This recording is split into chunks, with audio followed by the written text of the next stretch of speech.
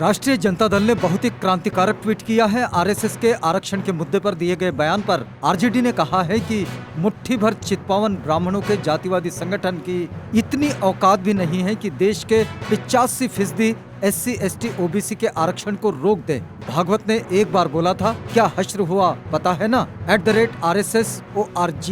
तुम्हारी सारी चालाकियां समझते हैं। तुम सोचते हो सब बेचकर आरक्षण को बैकडोर से खत्म कर देंगे, नहीं होने देंगे। बहुजन समाज पार्टी के तत्वावधान में बहुजन समाज पार्टी के अध्यक्ष मायावती के निर्देश पर जनपद मऊ स्थित विधानसभा मधुबन में बहुजन समाज पार्टी का विशाल कार्यकर्ता सम्मेलन संपन्न हुआ, जिसमें श्रीमती नीलम सिंह कुशवाहा एडवोकेट को विधानसभा प्रभारी नियुक्त किया गया। इस अवसर पर शमशुद्दीन राइन जी मुख्य सेक्टर प्रभारी एवं पश्चिम उत्तर प्रदेश तथा उत्तराखंड के प्रभारी श्री हरिश्चंद्र गौतम, श्री इंदल राम प्रमुखता से उपस्थित थे। इस अवसर पर उमड़ी अपार भीड़ के साथ मिशन 2022 सर्वजन हिताय व सर्वजन सुखाय की नीति के तहत सर्व समाज को पार्टी से जोड़कर 5वीं बार सुश्री बहन कुमारी मायावती जी को उत्तर प्रदेश का मुख्यमंत्री बनाने का संकल्प लिया गया। बहुजन समाज पार्टी में जिसे विधानसभा प्रभारी घोषित किया जाता है, वही टिकट का प्रमुख दावेदार भी होता है। नीलम सिंह कुशवाहा के माध्यम से बहुजन समाज पार्टी ने अपना पहला महिला प्रत्याशी घोषित किया है। पूर्वांचल में नीलम सिंह कुशवाहा को प्रत्याशी घोषित कर बहुजन समाज पार्टी ने विधानसभा 2022 के चुनाव की बिगुल फूंक दिया है। बहुजन समाज पार्टी के कार्यकर्ता सम्मेलन को बतौर मुख्य अतिथि संबोधित करते हुए मुख्य कोऑर्डिनेटर आजमगढ़ मंडल शमसुद्दीन ने कहा कि बहुजन समाज पार्टी का शासन काल में गुंडे माफियाओं की जगह सलाखों के पीछे हुआ करती थी या फिर प्रदेश से बाहर। लेकिन 2012 से 2017 के बीच समाजवादी पार्टी सरकार में अपराधियों का बोलबाला सर चढ़कर बोलने लगा। भारतीय जनता पार्टी ने धर्म जाति के नाम पर आम आदमी को बांटने का काम किया। बहुजन समाज पार्टी की सरकार जनहित की सरकार हुआ करती थी तथा सर्व समाज के हितों की सुरक्षा करती थी। समाजवादी पार्टी, भारतीय जनता पार्टी एक ही थाली के चट्टे बट्टे हैं, इनसे सावधान रहने की जरूरत है। आगे उन्होंने मधुबन विधानसभा से नीलम सिंह कुशवाहा को प्रभारी प्रत्याशी घोषित करते हुए बहुजन समाज पार्टी कार्यकर्ताओं में चुनावी बिगुल फूंक दिया।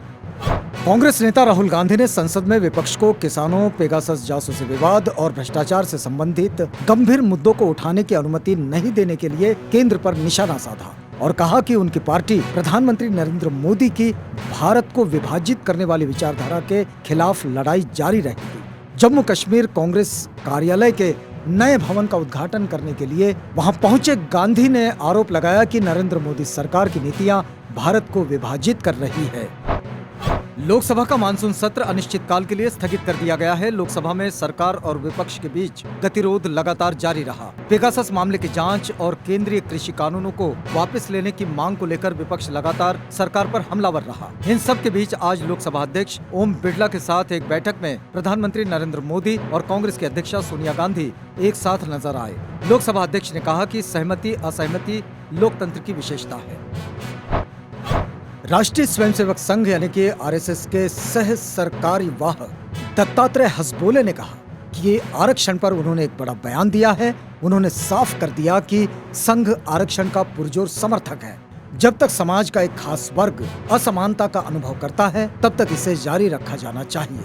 भारत का इतिहास पिछड़े और दलितों के इतिहास के बगैर अधूरा है। वे सामाजिक परिवर्तन में अग्रणी रहे हैं। रिजर्वेशन सकारात्मक कार्रवाई का जरिया है। हसबोले ने ये बात ऐसे समय में कही है जब राज्यों को ओबीसी आरक्षण की सूची तैयार करने का अधिकार देने वाला बिल लोकसभा में ध्वनि मत से पारित हुआ है।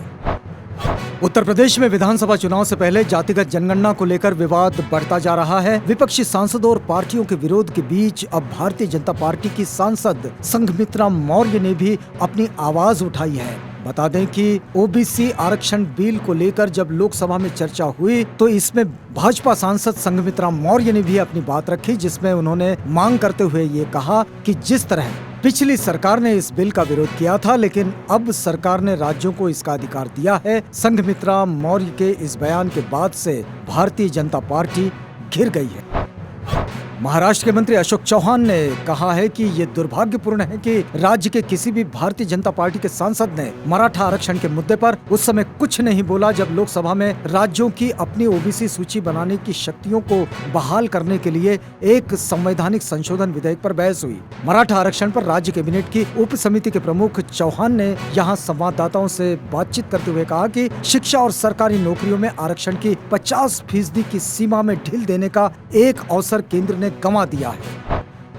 कांग्रेस के वरिष्ठ नेता गुलाम नबी आजाद ने कहा कि विधानसभा चुनाव से पहले जम्मू कश्मीर का राज्य का दर्जा बहाल होना चाहिए। इसके साथ ही उन्होंने जम्मू कश्मीर के निवासियों के लिए भूमि और रोजगार के अधिकारों की वकालत की।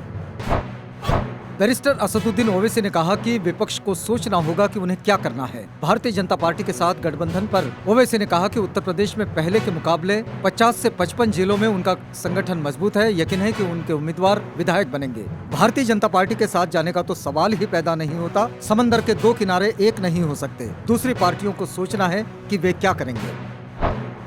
दिल्ली के मुख्यमंत्री अरविंद केजरीवाल ने बड़ा ऐलान करते हुए कहा है कि आज दिल्ली शिक्षा बोर्ड के साथ अंतर्राष्ट्रीय शिक्षा बोर्ड का समझौता हुआ है। अब दिल्ली शिक्षा बोर्ड के तहत जितने स्कूल आएंगे उन सभी स्कूल के बच्चों को अंतर्राष्ट्रीय स्तर पर शिक्षा मिलेगी। कुछ महीने पहले उन्होंने दिल्ली का अपना शिक्षा बोर्ड बनाया था। दिल्ली का शिक्षा बोर्ड एक अंतर्राष्ट्रीय स्तर का बोर्ड है। संसद के मानसून सत्र में राज्यसभा में हुए हंगामे पर बोलते हुए राज्यसभा के सभापति एम वेंकैया नायडू भावुक हो गए।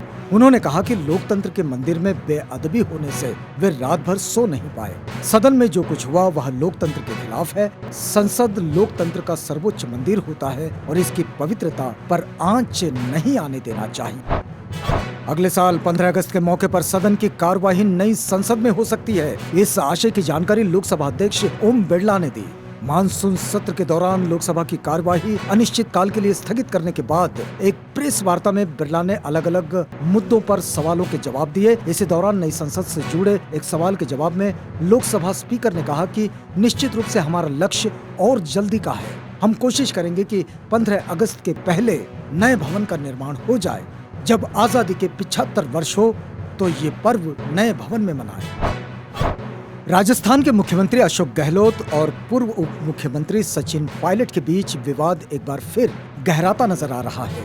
दरअसल सूत्रों के मुताबिक अशोक गहलोत ने मंत्रिमंडल विस्तार करने से फिलहाल इनकार कर दिया है, जिससे पायलट समर्थकों के मंत्री बनने की आस को झटका लगा है। कांग्रेस आलाकमान ने मुख्यमंत्री अशोक गहलोत को निर्देश दिए थे कि निर्दलीय तथा बहुजन समाज पार्टी से कांग्रेस में आए विधायकों के अलावा सचिन पायलट समर्थकों को मंत्रिमंडल में जगह दी जाए। लेकिन अब तक कोई एक्शन न होने से सचिन पायलट समर्थकों के सब्र का बांध अब टूटता नजर आ रहा है।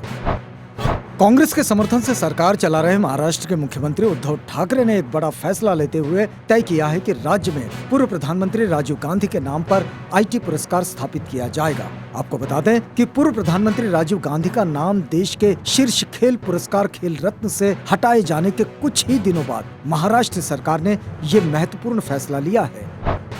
सिब्बल के घर डिनर पर विपक्ष के कई नेता जुटे, जिसमें शरद पवार, अखिलेश यादव, लालू यादव, संजय राउत शामिल हुए। इसके अलावा G23 गुट के भी कई नेता डिनर में आए। राहुल गांधी की गैर मौजूदगी में इस सियासी जमावड़े के कई सियासी मायने निकाले जा रहे हैं। सूत्रों के अनुसार दावत में सियासी तड़का लगाते हुए कपिल सिब्बल ने कहा कि देश को बीजेपी के खिलाफ एक मजबूत मोर्चे की जरूरत है। शरद पवार ने कहा कि सिब्बल जो मुद्दे उठाते हैं उससे वो सहमत है।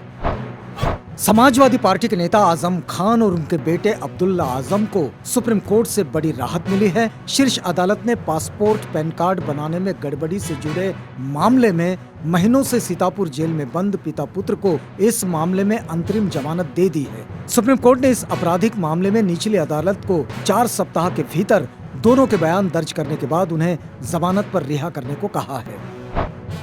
देश में कोरोना संक्रमण की स्थिति में सुधार आते देख विभिन्न राज्यों में धीरे धीरे स्कूल खुलते जा रहे हैं। हालांकि अभी भी बड़ी कक्षाओं के छात्रों के लिए ही स्कूल खुले हैं, लेकिन पंजाब के लुधियाना से आई एक खबर ने सभी अभिभावकों को चिंता में डाल दिया है। लुधियाना के 2 सरकारी स्कूलों के 20 छात्र कोरोना पॉजिटिव पाए गए हैं, जिसके बाद इन छात्रों को होम क्वारंटाइन में भेज दिया गया है। कर्नाटक में बीते 5 दिनों में कोरोना वायरस से कम 242 बच्चे संक्रमित हुए हैं। ये जानकारी सरकारी आंकड़ों से मिली है। स्वास्थ्य विभाग के अधिकारियों ने चेतावनी दी है कि आने वाले समय में ये संख्या बढ़ सकती है। कोविड-19 की दूसरी लहर के दौरान ही एक्सपर्ट्स आशंका जता रहे थे कि तीसरी लहर सबसे ज्यादा बच्चों को प्रभावित कर सकती है। ऐसे में ये आंकड़े डराने वाले हैं। बेंगलुरु महानगर पालिका ने कहा कि बीते 5 दिनों में 19 साल से कम उम्र के 242 बच्चों की रिपोर्ट पॉजिटिव आई है। एक्सपर्ट्स चेतावनी दे चुके हैं कि कोविड-19 की तीसरी लहर की शुरुआत हो चुकी है। केंद्रीय गृह राज्य मंत्री नित्यानंद राय ने कहा कि सरकार ने राष्ट्रीय स्तर पर नागरिकों का राष्ट्रीय रजिस्टर यानी कि NRC तैयार करने का कोई निर्णय नहीं लिया है। हालांकि उन्होंने ये कहा कि सरकार ने जनगणना 2021 के पहले चरण के साथ नागरिकता अधिनियम 1955 के तहत राष्ट्रीय जनसंख्या रजिस्टर को अपडेट करने का निर्णय जरूर लिया है। ब्रिटिश कंपनी हॉसफ्रेश द्वारा तैयार की गई एक रिपोर्ट के अनुसार बांग्लादेश 2020 में दुनिया भर में सबसे प्रदूषित देश था। प्रदूषित देशों की लिस्ट में दूसरे नंबर पर पाकिस्तान, तीसरे पर भारत और चौथे पायदान पर मंगोलिया है। इसके साथ ही चीन के जिजियांग प्रांत के होटन शहर को सबसे प्रदूषित शहर बताया गया है। दुनिया भर के 50 सबसे प्रदूषित शहरों में 49 शहर सिर्फ बांग्लादेश, चीन, पाकिस्तान और भारत से है। धरती का तापमान बढ़ने से भारत में कैसी तबाही होगी, इसकी आशंका अमेरिकी स्पेस एजेंसी नासा ने अपनी एक रिपोर्ट में जताई है। ये रिपोर्ट करीब 80 साल बाद यानी कि 2100 तक की तस्वीर दिखाती है। इसमें कहा गया है कि समुद्र का जलस्तर बढ़ने से भारत के 12 तटीय शहर 3 फीट तक पानी में डूब जाएंगे। ऐसा लगातार बढ़ती गर्मी से ध्रुवों पर जमी बर्फ के पिघलने से होगा। इसका असर भारत के ओखा, मोरमुगांव, कंडला, भावनगर, मुंबई, मैंगलोर, चेन्नई, विशाखापट्टनम, तूतीकोरन, कोच्चि, पारादीप और पश्चिम बंगाल के किड्रोपोर तटीय इलाके पर पड़ेगा। ऐसे में भविष्य में इन इलाकों में रह रहे लोगों को ये जगह छोड़नी पड़ सकती है। कैलिफोर्निया में इतिहास की अब तक की सबसे भयंकर आग फैलती ही जा रही है और इसमें सैकड़ों मकान तबाह हो गए हैं। दमकल कर्मी ग्रामीण समुदायों को बचाने में लगे हुए हैं। जंगल में फैल रही आग से करीब 900 मकान और अन्य इमारतें क्षतिग्रस्त हो गई है। डिक्सी फायर से उत्तरी सेरा नेवादा में 12 से अधिक छोटे पर्वतीय और ग्रामीण समुदायों में 14,000 से अधिक इमारतों को भी नुकसान पहुंचा है। कोरोना महामारी की वजह से देश की एक बड़ी आबादी घर से काम कर रही है। अब ऐसे कर्मचारियों के लिए एक बुरी खबर है, क्योंकि हो सकता है कि आने वाले दिनों में उनकी सैलरी में कटौती हो जाए। आपको बता दें कि गूगल से पहले फेसबुक और ट्विटर जैसी दिग्गज कंपनियों ने वर्क फ्रॉम होम कर रहे ऐसे कर्मचारियों के वेतन में कटौती की है जो कम महंगे इलाकों में चले गए हैं। ओडिशा सरकार ने राज्य में खेलों के लिए बेहतर सुविधाएं और इंफ्रास्ट्रक्चर उपलब्ध कराने को लेकर 693.35 करोड़ रुपए की लागत से 89 बहुउद्देशीय इंडोर स्टेडियम बनाने का निर्णय लिया है। मुख्यमंत्री नवीन पटनायक की अध्यक्षता में हुई कैबिनेट बैठक में ये फैसला लिया गया। राज्य सरकार ने कहा कि इन स्टेडियम का निर्माण अगले 18 महीनों में हो जाएगा। साथ ही महामारी और आपदा के दौरान इन स्टेडियमों को जरूरत के हिसाब से अस्पतालों में परिवर्तित भी किया जा सकेगा। भारत के खिलाफ नॉटिंघम के ट्रेंट ब्रिज में खेले गए पहले टेस्ट में कुल 173 रन बनाने वाले जो रूट ने ICC टेस्ट बल्लेबाजों की रैंकिंग में भारतीय कप्तान विराट कोहली को पीछे छोड़ दिया है। रूट ताजा रैंकिंग में 846 अंकों के साथ चौथे नंबर पर आ गए हैं, वहीं किंग कोहली 5वें स्थान पर लुढ़क गए हैं। बचपन का प्यार से हाल ही में रातों रात इंटरनेट सनसनी बने सहदेव दिर्दो का पहला गाना मशहूर रैपर बादशाह के साथ आ गया है। गाने को रैपर बादशाह ने क्रिएट किया है। गाने का टाइटल भी बचपन का प्यार ही रखा गया है। गाने के रिलीज होते ही एक बार फिर से बचपन का प्यार लोगों की जुबान पर चढ़ गया है। आमिर खान ने सिनेमाघरों के बंद होने को लेकर चिंता जताई है। मुंबई के एक 5 सितारा होटल में एक बैंक के डिजिटल प्लेटफॉर्म के प्रमोशन से जुड़े इवेंट के मौके पर मीडिया से बातचीत करते हुए ब्रांड एम्बेसडर आमिर खान ने कहा कि सिनेमाघरों को खोलने को लेकर बात करना इतना आसान नहीं है। उन्होंने कहा कि जब स्वास्थ्य को लेकर जमीनी और कोविड से जुड़े हालात में सुधार होगा तब जाकर ही थिएटर खुल पाएंगे।